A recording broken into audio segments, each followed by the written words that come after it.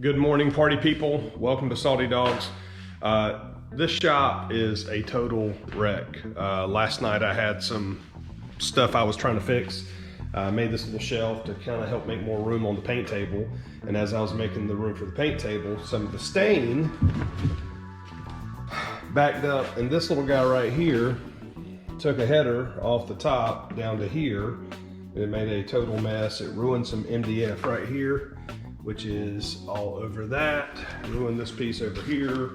Yeah, it made a real mess. So I took some sawdust and I put over the top of it just so I could kind of clean this up, kind of soak some of it up. But today I am going to try my darndest to clean this shop up. It's a little bit of a mess, trying to figure out some stuff to do. Since we got the laser engraver, and it's a beast. It's so huge and it takes up so much real estate.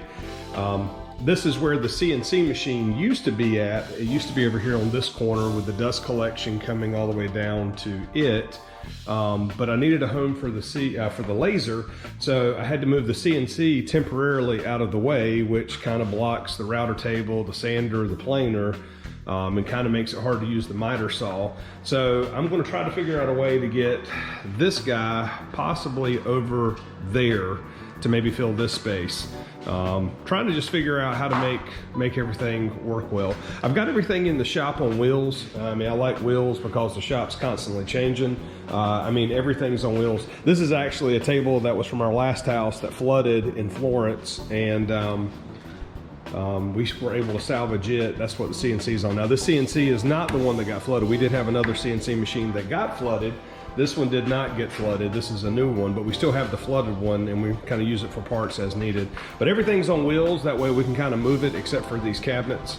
But as you can tell, it's kind of a mess. Everything's just kind of in a disarray. Since we started pushing all the signs and all the salty goodness, after we started sending all that stuff, things kind of got messy. So trying to clean this place up today, trying to find a place to store our 1/4 inch birch and the cutoffs, and just trying to figure out a way to make the shop work a little bit better. The outfeed table is on wheels, and it's also like an assembly space. So like I said, just trying to figure out a way to kind of clean stuff up. Got to figure out a place to put this guy right here. This is actually how we made the Adirondack chairs. We got some Adirondack chairs that we made, and this is a jig to kind of hold everything in place. So I don't know, just trying to figure out a place to put everything, trying to find like my paint station, just trying to figure out where to take stuff. Now I do have upstairs over the shop, and here I can kind of show you guys that.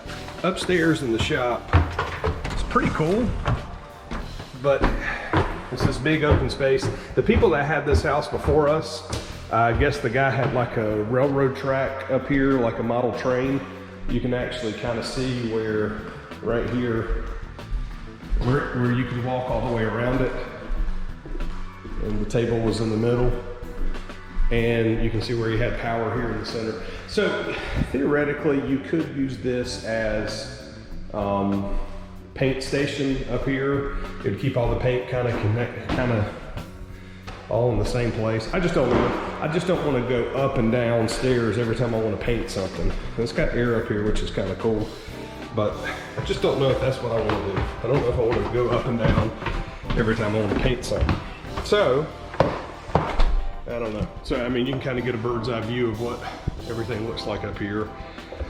I don't know. I'm using the wall here for jigs, clamps. I'm using this guy here, which got flooded,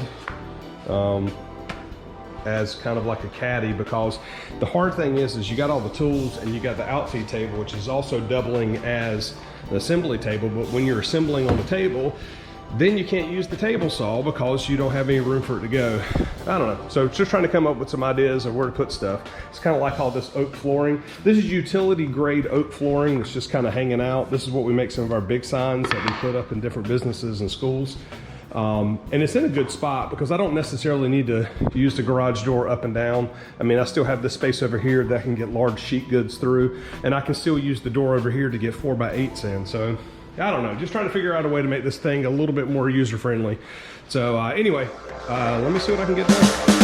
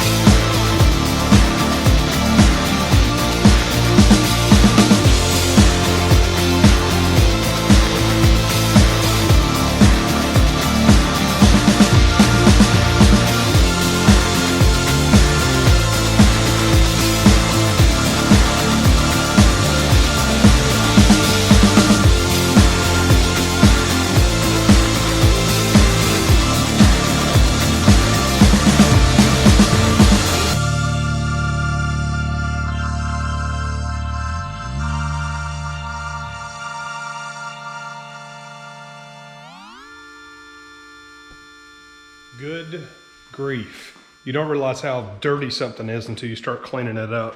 And holy smokes, we have definitely made some dust and cleaned up some stuff. This place is definitely a little bit better. Still got some things I got to figure out, but we're definitely on the right path. So let me show you what we did.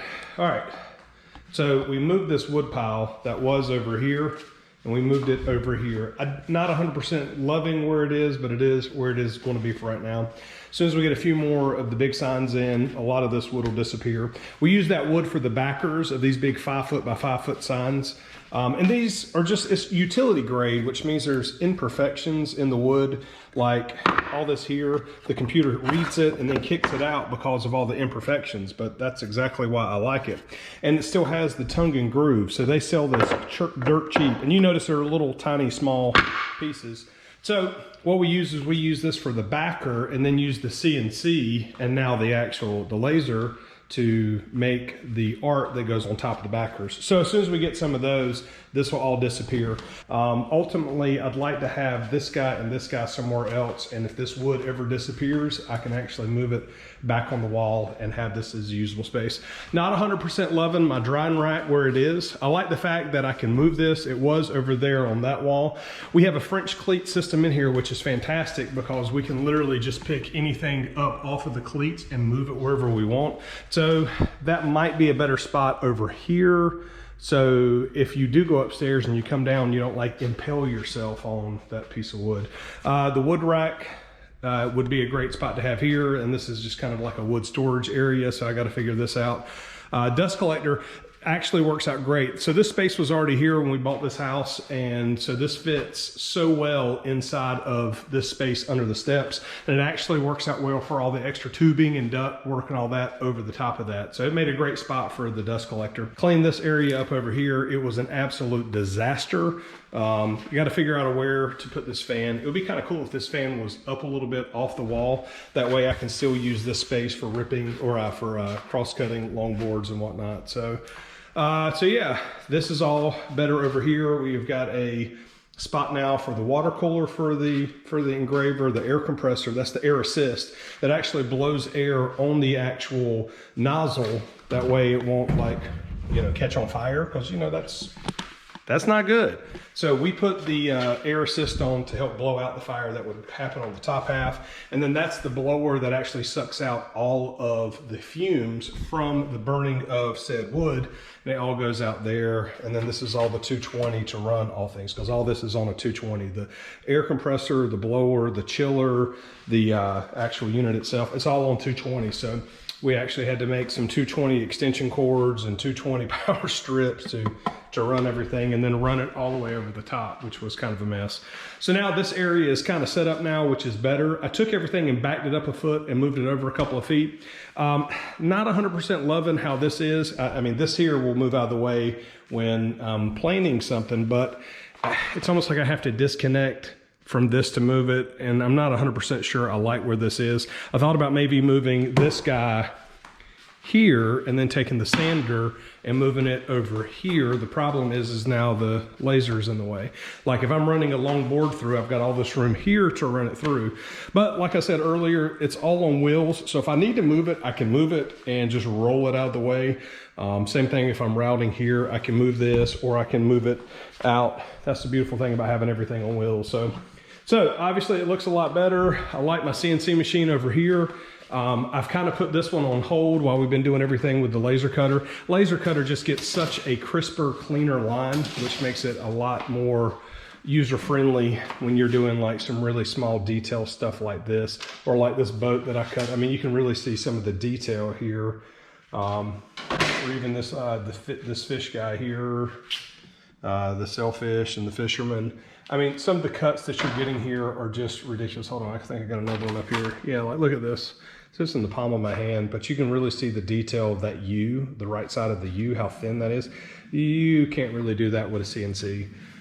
So anyway, so I've got to clean this up a little bit, and I actually have to rerun the duct work from the dust collector. So the dust collector comes up here and it has all these blast gates, and the CNC was originally here. So I now have to take this entire side and I need to disconnect this area here, run another Y over here to run over for dust collection on the CNC, because this thing makes a absolute mess. That MDF dust that we've been cutting with, it's awful. MDF is great. It's like wood bologna. There's no grain in it. It's just nothing but, the bit can go whichever direction it wants. You don't really have to worry about tear out, which is kind of cool.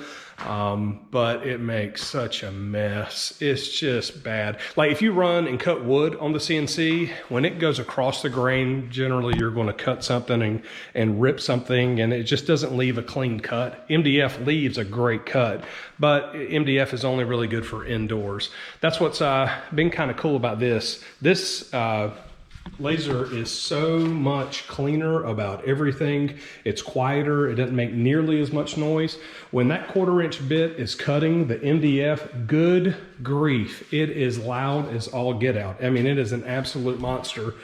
I appreciate you guys joining me today. I hope everybody is having a great Saturday. We finally got some cool fall weather here. So this is new to me. This YouTube stuff's been kind of fun so far. Just kind of a chance for me to kind of document some of the kind of crazy stuff that we're doing. So anyway, we hope you enjoy, and we'll see you guys later. Peace.